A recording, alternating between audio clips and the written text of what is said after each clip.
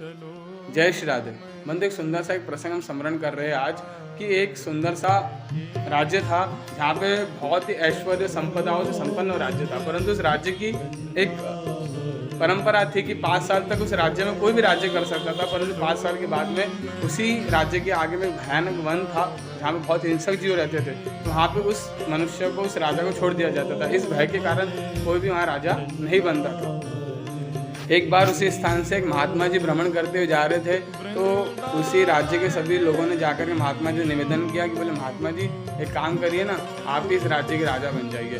अब भगवान के जो भक्त जो होते हैं भगवान के आश्रित रहते, वो चाहे भगवान उन्हें सेठ बना के रखे या भिखारी बना रखे, उन्हें कोई फर्क नहीं पड़ता। तो उन्होंने कहा कि ठीक है, अगर भगवान की इच्छा है तो मैं राजा बन जाऊँगा। तो उस महात्मा जी को उन्होंने राज सिंहासन में बैठा ले और 7 नदियों का जल लाकर के उनका सुंदर अभिषेक किया गया।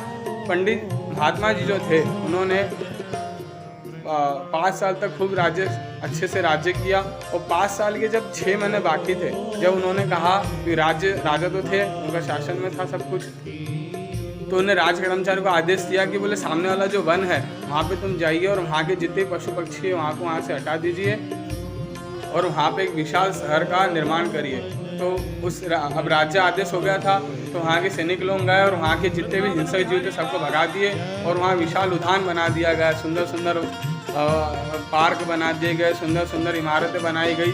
और 5 साल जब हो गए तो उस महात्मा जी ने राज्य के लोगों से कहा कि बोले महाराज अब बताओ मैं कहाँ जाऊँ, यहाँ रहो क्या वहाँ रहो। तो महात्मा जी राज्य के लोगों ने कहा बोले महाराज अब तुम यहाँ रहो, आके दोनों तरफ भी आपने आनंद कर दिए।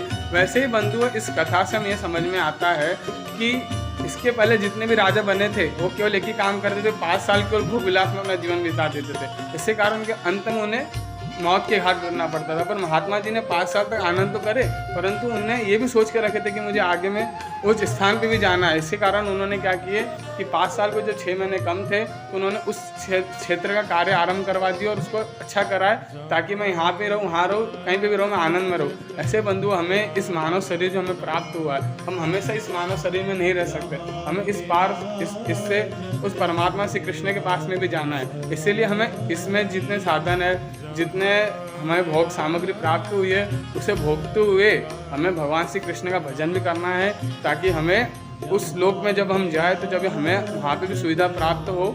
इसीलिए हमें निरंतर भगवान का भजन के साथ साथ अपने कर्म भी करते रहना चाहिए। इसी के साथ जय जय श्री राधे श्याम।